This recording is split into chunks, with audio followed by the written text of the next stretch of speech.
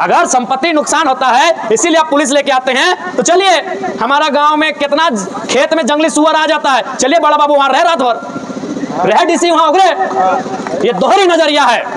आज जिस देश को हम लोकतांत्रिक देश कहते हैं, जिस देश को हम संवैधानिक देश कहते हैं, यह दोहरी नजरिया है।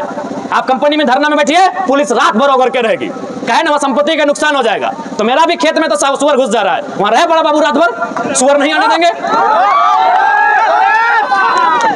नहीं, बिल्कुल यही एक ही कारण है, संपत्ति का नुकसान ना हो इसीलिए लोग पुलिस भेजता है। तो मेरा भी संपत्ति का नुकसान होता है भाई, हमरा भी खेत लगाए है, धान हुआ है, अभी जंगल से सुअर आएगा और सब धान को बर्बाद करेगा जो पहाड़ के किनारे किनारे है।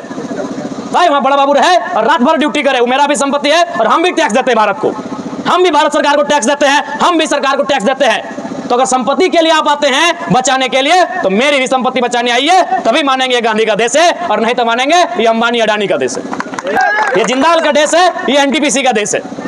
अगर ये किसानों का देश है, ये गांधी का देश है, ये भगत सिंह का देश है, तो रामगढ़ डीसी से हम साफ कहेंगे कि अगर कोई किसान शिकायत करता है कि मेरे खेत में सुअर आते हैं, डीसी का कर्तव्य बनता है कि थाना की एक टुकड़ी को भेजे, रात भर निगरानी करे कि खेत में कोई सुअर ना घुसे। वहां भी संपत्ति का नुकसान होता है। बस यही सोचिए कि वहां हम संपत्ति 1000 का नुकसान होता है और कंपनी में 1000 करोड़ का होता है, बस यही सोच है और दूसरा कोई कारण नहीं है।